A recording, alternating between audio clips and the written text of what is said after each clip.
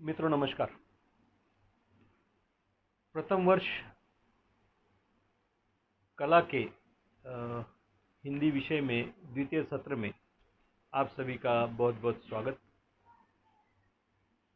मित्रों, इस वर्ष इस सत्र में हमें 8 कविताएं पढ़नी हैं। सरकार के निर्देश है कि ऑनलाइन क्लास ली जाए, परंतु पिछले सत्र में भी हमने प्रयास किया था, वह सफल नहीं हुआ था क्योंकि आप लोग सभी विभिन्न विभिन्न छोटे छोटे गांवों से आते हो। वहाँ पे नेट की सुविधा नहीं होती, कभी कभी लाइट की समस्या, बिजली की भी समस्या होती है। इसलिए मैं वीडियो आपको करके भेज रहा हूँ और ये वीडियो आपको परीक्षा के समय भी काम में आएगा और उसके जो नोट्स है वो आपको पीडीएफ के रूप में अपने ग्रुप पर मैं भेज दूंगा। मित्रों, आज जो पहली कविता है उसे हम पढ़ने जा रहे हैं। यह कविता मैथिली शरण गुप्त की लिखी हुई सुप्रसिद्ध कविता है। यशोधरा नाम का एक खंड काव्य है, उसमें यह कविता सम्मिलित है। उसमें से इस कविता को लिया गया है और बहुत सुप्रसिद्ध, भारत में क्या और विदेशों में क्या, जहाँ जहाँ भी हिंदी जानने वाला व्यक्ति होगा उसे यह कविता पता है। इस कविता का शीर्षक है सखी वे मुझसे कह कर जाते।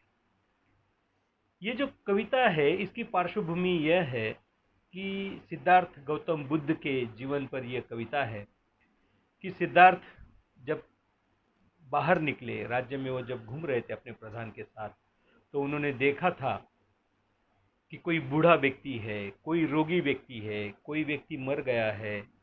तो ये 3 मूलभूत प्रश्न उनके दिमाग में उभरे थे कि आदमी बूढ़ा क्यों होता है, आदमी बीमार क्यों होता है और आदमी मरता क्यों है। उसकी छानबीन करने के लिए, उसके कारण खोजने के लिए एक दिन क्या किया उन्होंने, यशोधरा उनकी जो पत्नी थी और राहुल उनका एकलौता बहुत सुंदर पुत्र था, इन दोनों को रात में वो छोड़कर चले गए। उन्हें लगता था कि यदि वो अपनी पत्नी को बताकर जाएंगे तो शायद उनकी पत्नी उन्हें जाने नहीं देगी और वो तपस्या करने के लिए, सिद्धि प्राप्त करने के लिए अपने राज्य से चले जाते हैं। तो यशोधरा जो है उसके दिमाग में क्या चल रहा होगा, उसकी क्या अवस्था हुई होगी, उसका विरह कितना भयानक होगा, इस सारी बातों पर मैथिली शरण गुप्त ने कल्पना की है कि यशोधरा नाम का एक उनका सुप्रसिद्ध खंड काव्य है, उसमें से कुछ पंक्तियां ये कविताओं की जो है वो निकाल कर हमारे पाठ्यक्रम में रखी गई है। वो कविता मैं आपको पहले पढ़कर सुनाता हूँ, पढ़ाते पढ़ाते जहाँ जहाँ आपको मैं अर्थ भी बताते जाऊँगा। कविता का शीर्षक है सखी वे मुझसे कहकर जाते। सखी वे मुझसे कहकर जाते, तो क्या मुझको अपनी पथ की बाधा ही पाते। मुझको बहुत उन्होंने माना, फिर भी क्या पूरा पहचाना। मैंने मुख्य उसी को जाना, जो भी मन में लाते। सखी वो मुझसे कहकर जाते। देखिए, ये बहुत प्राचीन काल है और उस काल में पति की मर्जी जो होती थी वो सब कुछ होती थी। और यशोधरा जो है वो उतने बड़े राजमहल में है, वो राजपुत्र की पत्नी है, सभी ऐशो आराम उसके पास है, उसका सुंदर पुत्र उसके पास है, उसका पूरा राज्य जो है वो उसको प्यार करता है। उनको लगता है कि इतनी महान वो यशोधरा है। लेकिन हर महिला के जीवन में, हर नारी के जीवन में उसके पति का जो स्थान है वो अति उच्च होता है।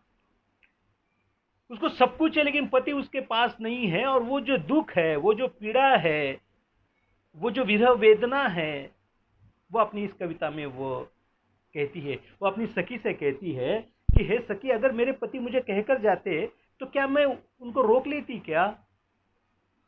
मुझे भी खुशी होती कि वो सिद्धि प्राप्त करने गए, वो कोई वहां पर रूट कर नहीं गए हैं या घूमने नहीं गए हैं।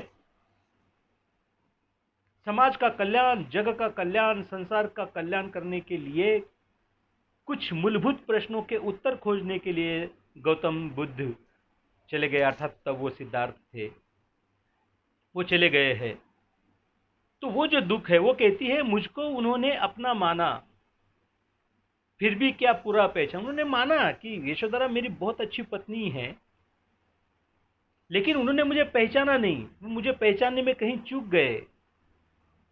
वो कहती है कि मैंने मुख्य उसी को जाना जो मैं मन में ला, जो वो मन में लाते, जो भी सिद्धार्थ के मन में आता था यशोधरा उसको मान लेती थी कि हाँ भाई, आपके मन में जो आया वही सत्य है। आज भी हमारे भारत में कई स्त्रियां हैं, महिलाएं, नारियां हैं, वो अक्सर पति की ही मर्जी से चलती है। बहुत कम जगह पर आपको देखने मिलेगा कि नारी की अपनी भावना है और उस भावना की कद्र की जाती है, बहुत कम जगह पे होता है। और उस काल में तो संभव भी नहीं था कि यशोधरा अपने अपना पातिव्रत्य धर्म जो है उसका पालन करती है, वो अपना पति जो भी सोचता है उसके पीछे बिल्कुल खड़ी है। वो कहती है कि अगर वो मुझे कहकर जाते तो क्या होता, स्वयं सुसज्जित करके क्षण में प्रियतम को प्राणों के प्रण में, हमी भेज देती है रण में, क्षात्र धर्म के नाते सखी वो मुझसे कहकर जाते। देखो वो युग है जहां पर राजा जब युद्ध के लिए जाता था तो रानियां, जो महारानी होती थी, वो आती थी, वह उनका तिलक करती थी, दिया से उसकी आरती करती थी और वो कहती थी कि जाइए और विजयी होकर लौटिए। आपने रासो साहित्य में पढ़ा होगा, आप देखेंगे कि उस जो वीर गाथा काल था हमारा, उस वीर गाथा काल में कई महारानियां ऐसी हुई है कि वो कहती थी कि अगर आप जिंदा नहीं वापस आए तो भी चलेगा, एक तो जीत कर आओ, एक तो शहीद होकर आओ, पीठ दिखाकर शत्रु को भागकर मत आओ। इस तरह की महारानियां हमारी हुई है। और जिस राजा ने लड़ने से इनकार किया उसका त्याग महिलाएं, वो नारियां उस जमाने में करती थी। ये शूर वीर, शूरता वीरता जो था वो क्षत्रिय धर्म का बहुत बड़ा गहना था। और सारी महारानी और रानियां जो होती थी वो अपने राजा के प्रति शूरत्व के लिए, उसके वीरत्व से प्यार करती थी, इसलिए वो स्वयं उसकी पूजा करके, उसकी आरती करके उसे क्षात्र धर्म के नाते उसे युद्ध में रणांगन में भेज देती थी। यहाँ तो बुद्ध एक तरह से रणांगन में ही गए हैं। उन्हें पता नहीं है वो क्या प्राप्त उनको होगा, उन्हें कोई विधि मालूम नहीं है, कोई कुछ भी मालूम नहीं है, बस घर से निकल गए। फिर रास्ते में उनको किसी ने अष्टांग योग बताया होगा, किसने क्या कर्मकांड बताए होंगे, क्या क्या नहीं किया होगा गौतम बुद्ध ने उस जंगल में, जो बीहड़ वन में वो चले गए थे। वहाँ पता नहीं कौन कौन सी विधियाँ उन्होंने वहाँ पर की। वहाँ पर युद्ध से ज़्यादा खतरनाक स्थिति थी, क्योंकि वो कभी राजमहल से बाहर नहीं गए थे, ऐशो आराम से बाहर वो कभी नहीं निकले थे। और आज वो ऐसे वन में चले गए जहाँ पता नहीं वो क्या खाते होंगे, कहाँ सोते होंगे, क्या करते होंगे। वहाँ पर हिंस्र पशु है, पक्षी है, जानवर है, उनसे उनको तकलीफ होती होंगी। कुछ विषारी वनस्पतियाँ हैं, वो खाने से उनकी तबीयत बिगड़ सकती थी। इस तरह की सारी सारी घटनाएं, एक युद्ध से कम स्थिति नहीं थी। जंगल में किसी अनजान व्यक्ति का चले जाना ये सामान्य बात नहीं थी। और वहाँ पर वो चले गए थे, एक युद्ध लड़ने के लिए एक तरह से चले गए थे। तो यशोधरा कहती है कि मुझे अगर वो कह के जाते तो मैं उनका पूजा तिलक करके, विजय तिलक करके मैं उनको रण में भेज देती। हुआ नहीं यह भी भाग्य अभागा, किस पर विफल गर्व अब जागा, जिसने अपनाया था त्यागा, रहे स्मरण ही आते, सखी वो मुझसे कहकर जाते। यशोधरा विरह में तड़प रही है, उसे बहुत वेदनाएं हो रही है। वो कहती है कि मुझे यह भी भाग्य नसीब नहीं हुआ कि मैं अपने पति की आरती करके, विजय तिलक करके उन्हें जंगल में भेज देती। फिर किस पर यह विफर गर्व अब जागा, मुझे किस बात का गर्व है कि मैं एक राजपुत्र की या होने वाले सम्राट की मैं पत्नी हूँ। ये विफल गर्व है, इसका कोई मतलब नहीं है, क्योंकि उन्होंने मुझे माना लेकिन मुझे जाना नहीं, मुझे पहचाना नहीं। अपनी पत्नी के दिल की बात वो नहीं समझ सके, या अपने पत्नी का क्षात्र धर्म जो है, वो जो कर्तव्य है, वो निभाने का भी सौभाग्य उन्होंने मुझे नहीं दिया। इस तरह का दुख यशोधरा के मन में हमेशा रहा। वह टीस जो थी वो उनको लगातार रही। वो कहते हैं कि जिसने अपनाया था त्यागा, एक तरह से त्याग कर ही चले गए थे। हालांकि गौतम बुद्ध ने उनको त्यागा नहीं था, वे तो एक सिद्ध अर्थ निकल गए थे, उनके दिमाग में ये सारी बातें नहीं थी। लेकिन यशोधरा को ऐसा लग रहा है जैसे उन्होंने उसको त्याग दिया है।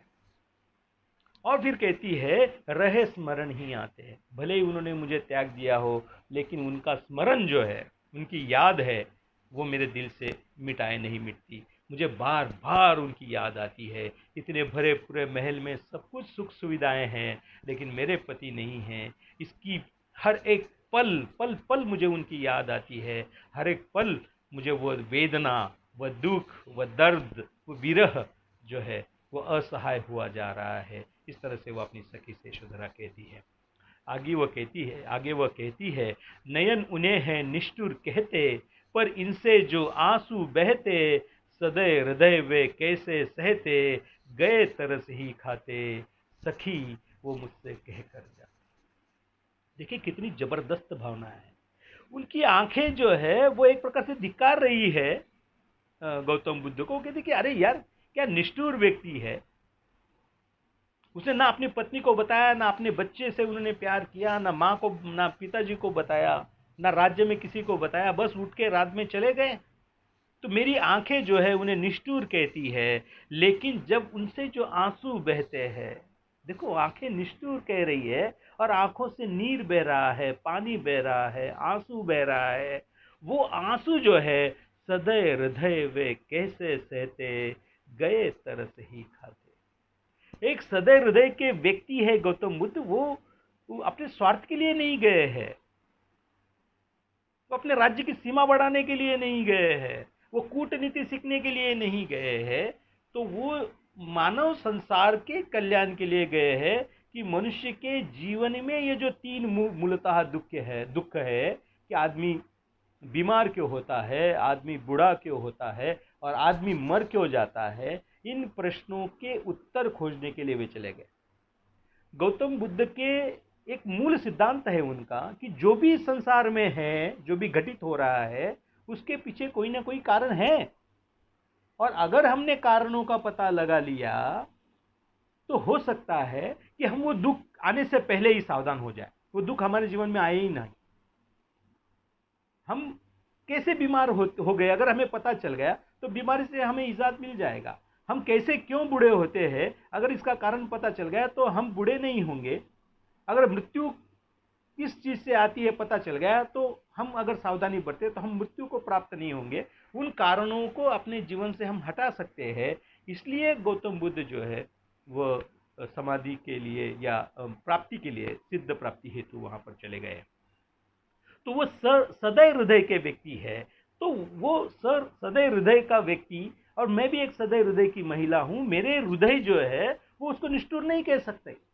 मेरी आंखें भले निष्ठुर कहते हैं, लेकिन हृदय जो है वो आंखों से, वो जो दुख विरह की पीड़ा है वो आंखों में से आंसू बनकर छलकती है। तो वो जो आंसू है वो क्या कर देते हैं, उन्हें एक तरह से माफ कर देते हैं गौतम बुद्ध को। और वो कहते हैं कि उस पर मुझे तरस आता है कि मेरी आंखों पर मुझे तरस आता है कि वो क्यों गौतम बुद्ध जी को निष्ठुर कह रही है, ने एक तरह से धिक्कार रही है। इस बात के लिए वो अपने आप को कोसती है और उसका हृदय जो है वो आंसू के रूप में अब उनकी भावनाओं को जो है समाज के सामने प्रकट करता है। अपनी मित्र को, अपनी सखी से वो कहती है कि सखी, मेरा हृदय जो है उन्हें त्यागने के लिए तैयार नहीं है, उन्हें निष्ठुर कहने के लिए तैयार नहीं है, उन्हें बुरा कहने के लिए तैयार नहीं है।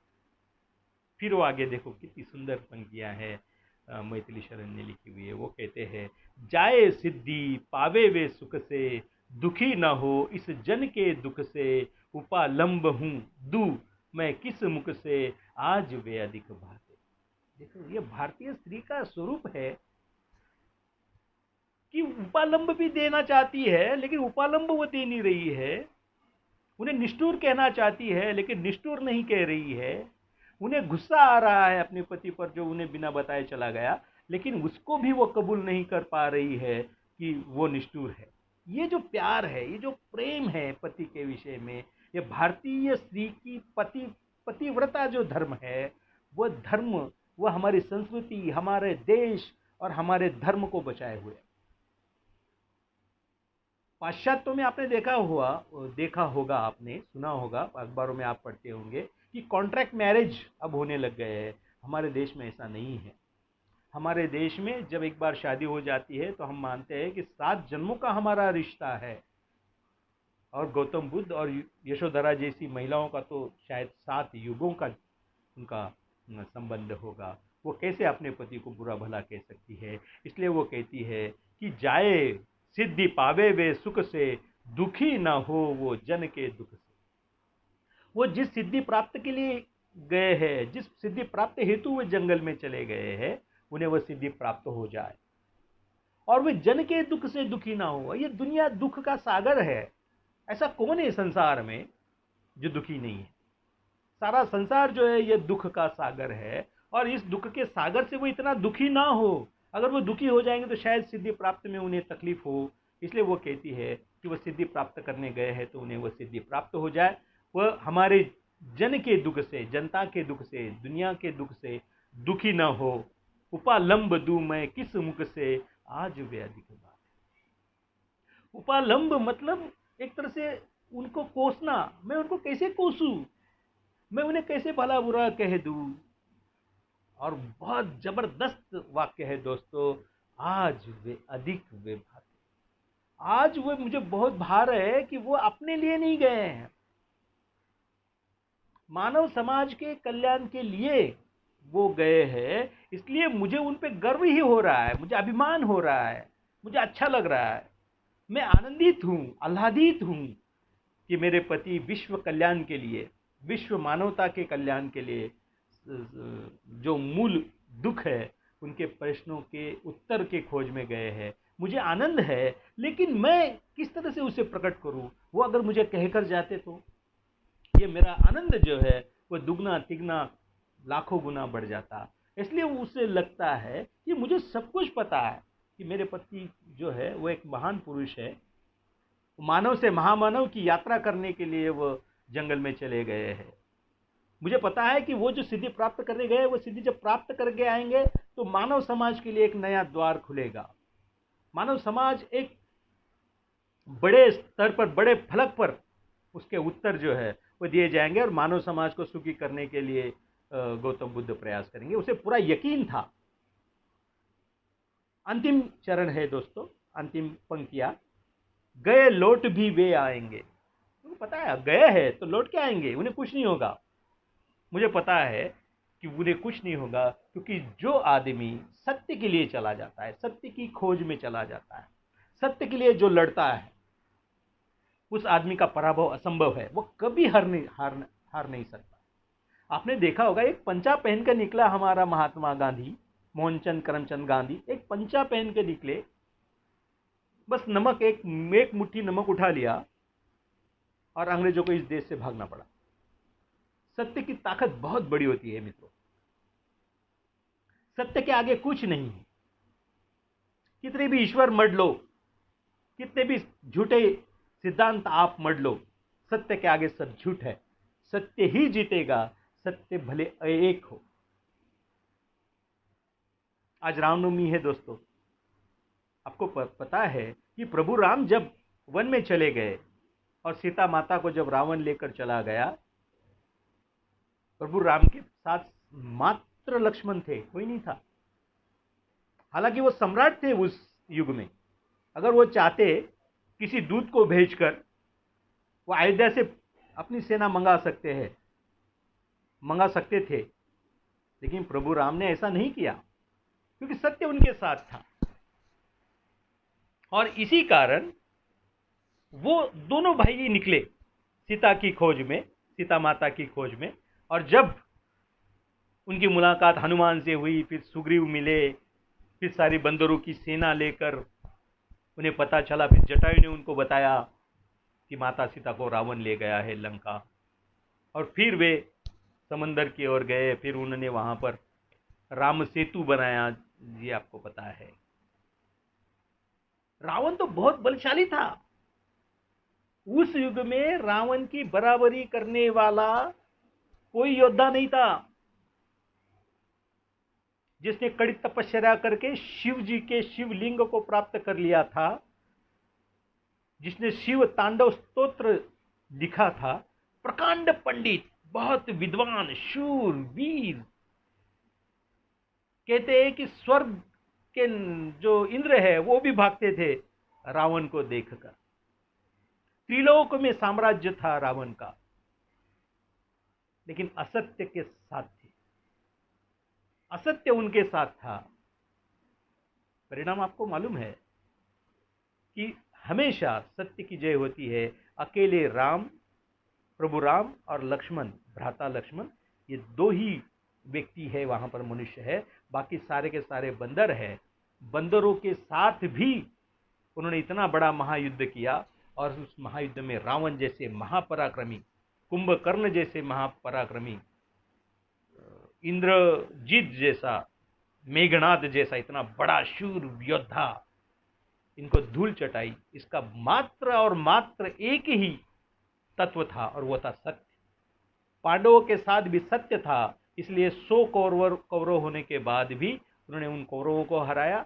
कर्ण जैसे महायोद्धा को हरना पड़ा, भीष्म जैसे महायोद्धा को हारना पड़ा, द्रोणाचार्य जी जो गुरु थे पांडवों के, उनको भी हारना पड़ा। जब आप असत्य के साथ खड़े होंगे दोस्तों, ध्यान में रखना, आपका पराभव निश्चित है।